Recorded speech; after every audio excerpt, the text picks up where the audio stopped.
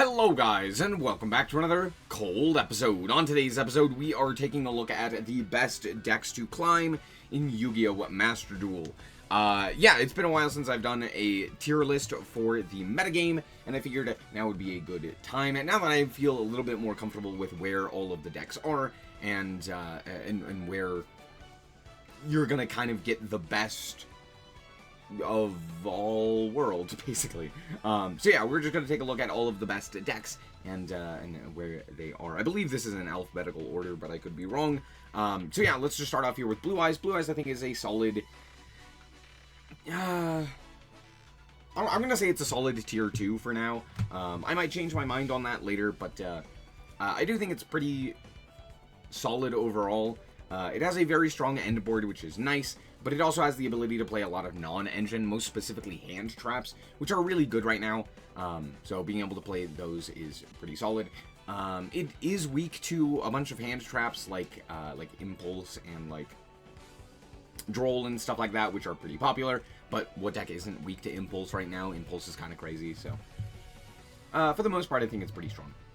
Next up, we have Branded. Branded's Rogue. Branded's not very good, all things considered. Its end board is beatable with the engine that a lot of decks are playing.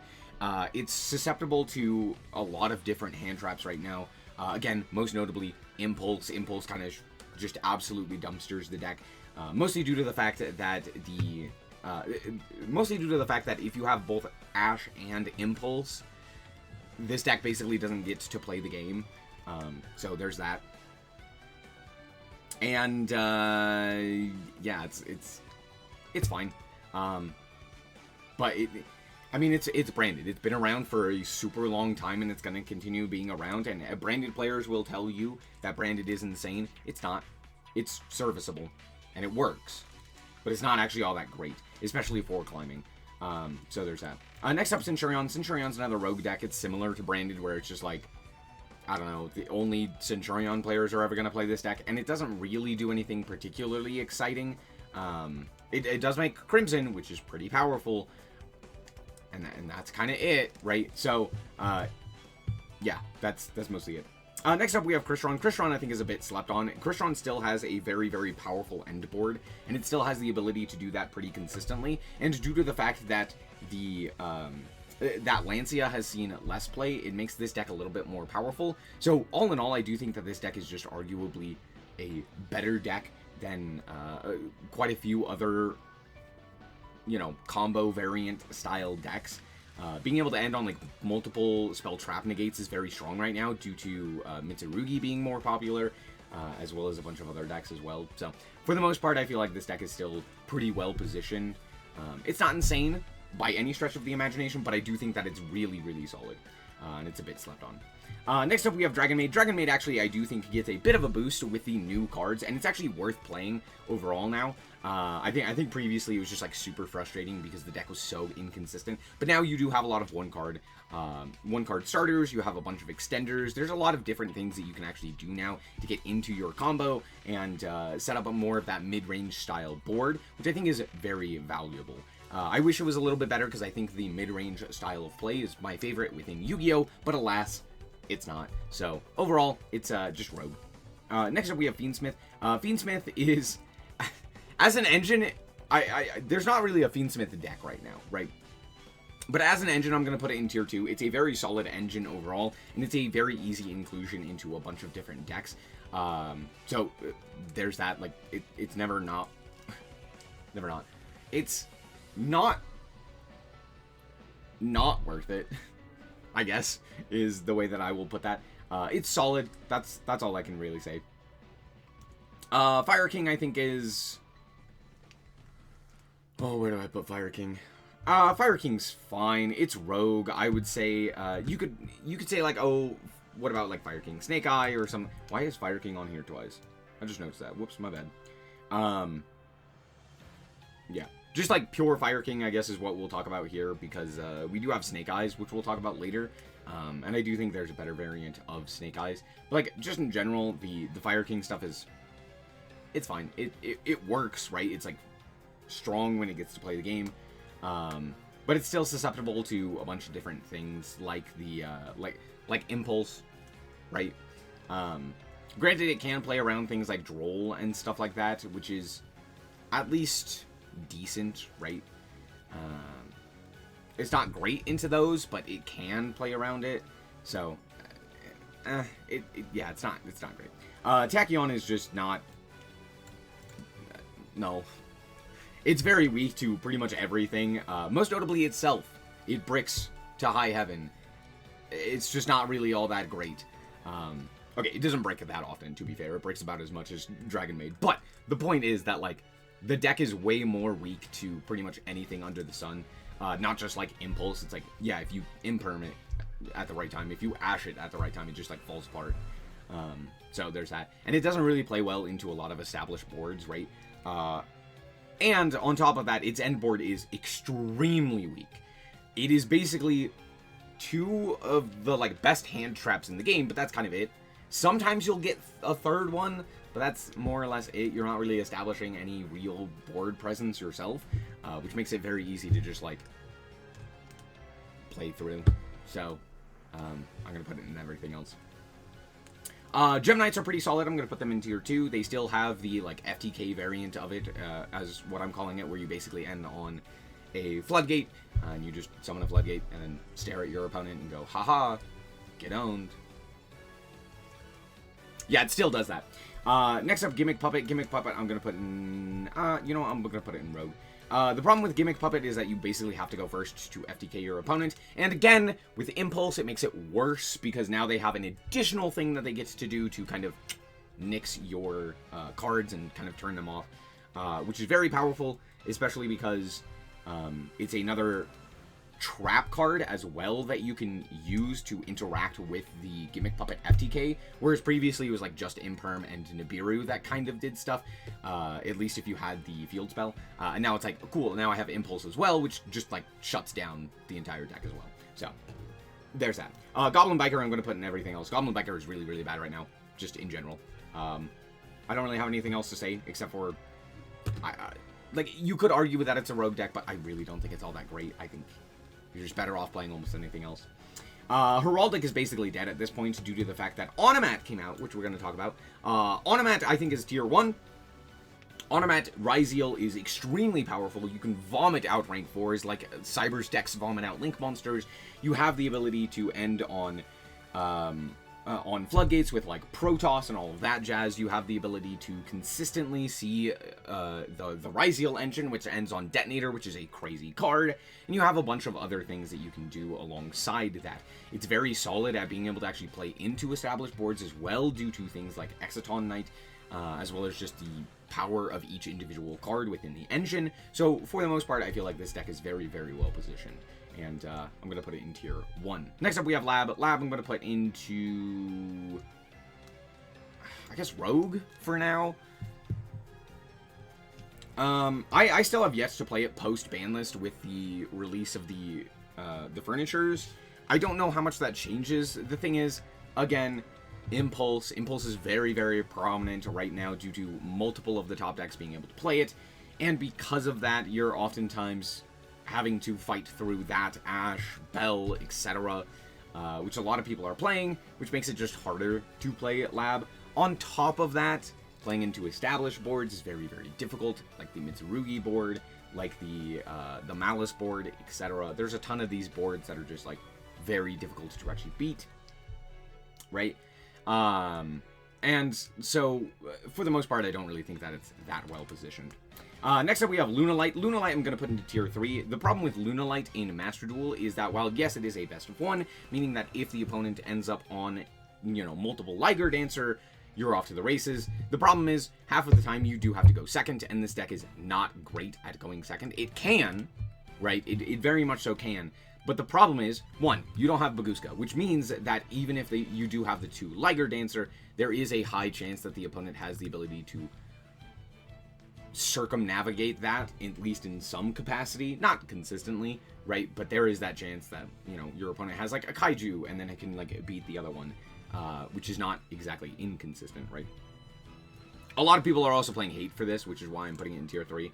And then, of course, the other thing is that you'd actually have to play Lunalight, which is not exactly the easiest deck to play against a lot of these hand traps. Again, Impulse, Droll is not exactly great for this deck. You can play around it, but it's not great. Like, it's still difficult to actually beat, Droll, right? So just due to the myriad of hand traps, it makes it a little bit more weak. So I'm going to put it in tier 3. I think it's definitely at the top at the very least, but I don't think it's doing anything where you're just like auto-winning, and it's not nearly as consistent as some of these other decks as well. So there's that. Next up, Malice. Malice is tier 1. Yeah, Malice, the ban list, it totally did stuff. Here's the thing. Malice was so far and away better than like everything else that even post-nerf, the deck is still very powerful, right? It was the same thing with Ryziel. Ryziel was so far and away better than everything else that post-nerf, it's still playable, and it got new support as well, which kind of helped to shore up its defenses. So for the most part, I do think that both Malice and Ryziel are still very, very competent, or more specifically the Automat Ryziel stuff. I'm just gonna put the rest of the Ryziel stuff here. If you're playing Ryziel, you're gonna play some sort of variant of Ryziel, like for example the Fiendsmith or the Automat variant. So we'll just put this guy down here for now. What was I saying? Oh yeah, Malice is just extremely powerful still. Like, its end board is still one of the strongest in the game, right? Being able to end on, you know, Omni Negate, multiple non-target banishes, the incredible hand traps, and just like a board that's like nigh unbreakable because of the sheer volume of cards available to them to either put additional cards onto the field or chump block or whatever it may be. It's like impossible to actually break through that end board and then still have the ability to either establish your own board or kill them, which is just like, again, extremely impossible. Or extremely difficult, I should say. Mathmech, on the other hand, is just not very good in comparison. Its end board is similar. No, it's not. I'm lying to you. It's actually just less, right? Because you're not getting as many varied points of interaction. Like, for example, you're not really getting a lot of hand interactions or stuff to, like, put additional bodies onto the field.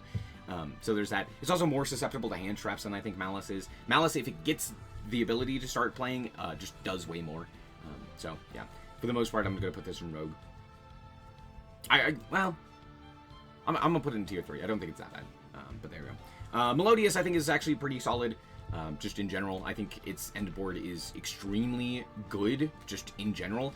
It also plays around a lot of the common hand traps, I would say. It doesn't necessarily lose to Impulse, even though it does weaken the deck because of the fact that you still need to Fusion Summon, so like Impulse is still good against the deck. So there's that, but it does just vomit out enough guys to where I don't think Impulse individually is that big of an issue. It also has the ability to still play things like Lancia if it wants to.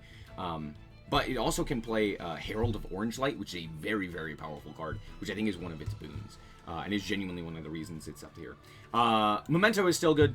I don't think it's terrible, but it's... I think people aren't playing it because there's new stuff to play. I still think it's good, though. I don't think it's not worth it. Same thing with Mermail. I think Mermail is still a good deck, right? Both of these decks feel very similar, though, to that of, like, Orchist right now. So I think that's why a lot of people aren't really playing it. It's like, oh, why play this when I can play the better deck in Orchist? Speaking of Orchist, Orchist is tier 1. We're going to put Orchist in tier 1 because the variants of Orchist, I think, play really well into the current hand trap lineup that a lot of people are playing. On top of that, it is just a very, very strong end board. So there's that. On top of that, you can also play it with things like Mitsu or Fiendsmith or a myriad of other different engines on top of the Orchist stuff. Obviously, that's what you're going to do most of the time, similar to that of Ryziel, which makes Orchist very, very powerful overall. And I think that this is a, yeah, it's just a solid addition to the metagame. Turns out giving Orchist a Link 1 was all that it needed, right?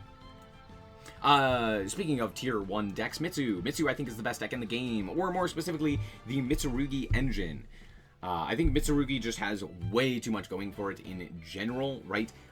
You could play it pure, you could play it with Ryziel, you could play it with Fiendsmith, you could play it with Orchist, you could play it with Malice, you could play it with... I wish I was kidding with that Malice one, by the way. You could play it with pretty much anything under the sun that you want to. For example, you could play it with Branded. Don't do that. You'd just be making Mitsu worse. But you could. So the point is that Mitsurugi as an engine is by far the best engine in the game, But on top of that, Mitsurugi, the deck, even just pure, is still extremely powerful and gives you a lot of options for both breaking boards and establishing some very powerful boards as well. So overall, yeah, Mitsu is the best deck. Pretty self-explanatory there. Next up, we have Pearly. Pearly I'm going to put into Rogue. I think this deck is pretty solid, just in general. However, it is still weak, just to like a hand trap. Again, Impulse. It's everywhere. Again, you know, 3 of the top 4 decks can absolutely play Impulse if they want to. Orcus most of the time plays Fiendsmith, so they don't tend to play that. You know, they still can if they really wanted to. Impulse is just like everywhere right now. So, again, you really do have to be aware of that.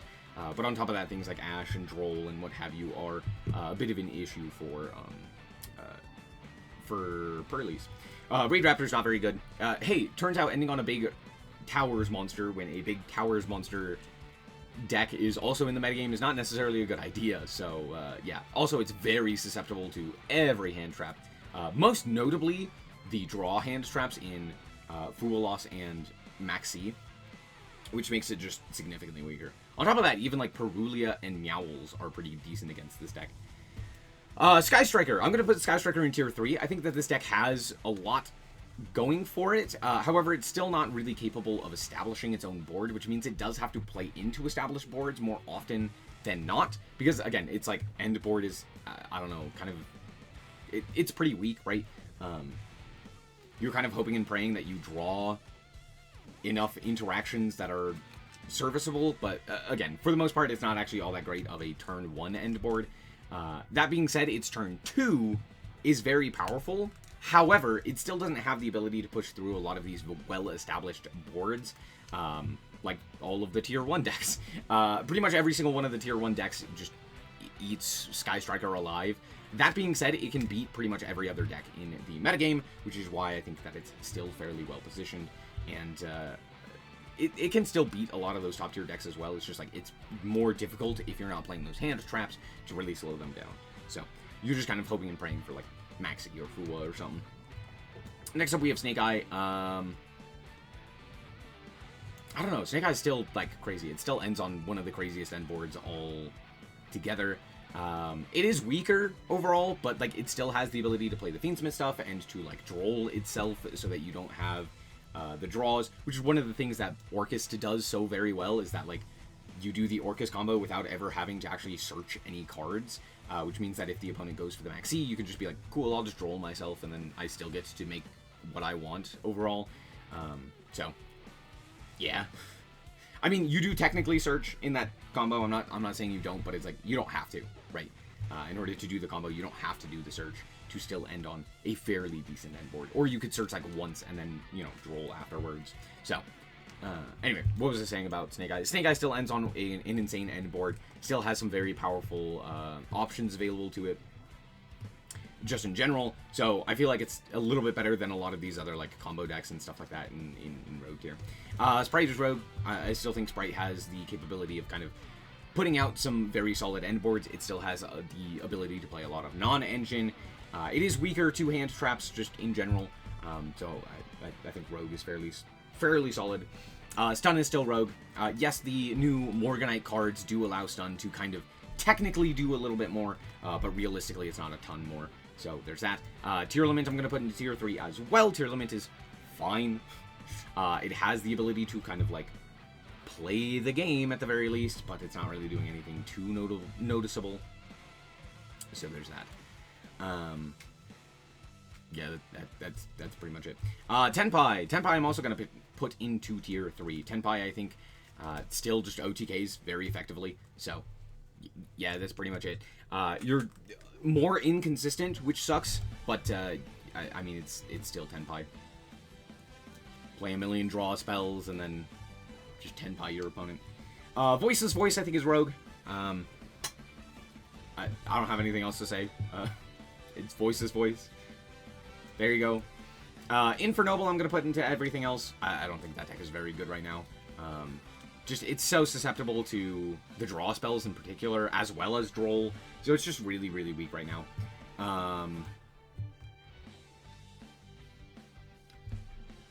Oh, I struggle to think of where to put Yubel. I'll come back to this one. White Forest. Yeah, it's Rogue. I really don't think that it's super weak right now. We still are missing like a bunch of the Diabell Star stuff. Atagnister is just not really worth playing as opposed to any of the other Cyber decks that currently exist. We already talked about this one. Yubel, I'm going to put into Rogue, I guess. It's not... It's, like, serviceable. It does stuff, but it's so weak to just, like, everything under the sun right now.